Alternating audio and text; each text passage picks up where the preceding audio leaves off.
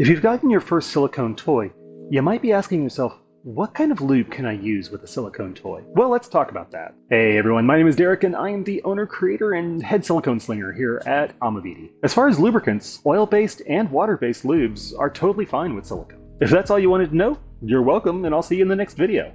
Now if you want to go a little deeper, let's dive in. If you're considering a water-based lube, then keep in mind that silicone is hydrophobic. That means it repels water. So thinner, runny, water-based lubes might just slide off. You might consider a water-based gel or a thicker lube if you decide to go that route. Now on the other hand, silicone is oleophilic. That just means that it attracts oils. So oil-based lubes might be a little harder to clean off. Usually a good scrubbing with soap and water or special toy cleaner or even alcohol will be just fine. And don't forget to rinse really well. Silicone-based and hybrid lubes are a little more complicated. Without getting too technical, there are some silicone-based and hybrid lubes that can be used with silicone toys.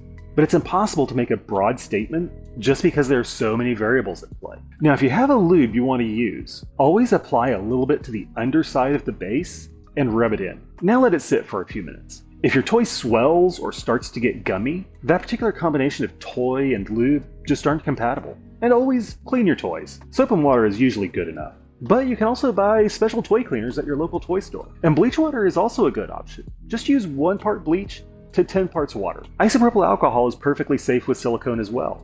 We use 99% isopropyl alcohol to clean up mold release and such. No matter what method you choose, always rinse really well and allow your toy to air dry before you put it away. And with that, I am out, and I'll see you in the next video.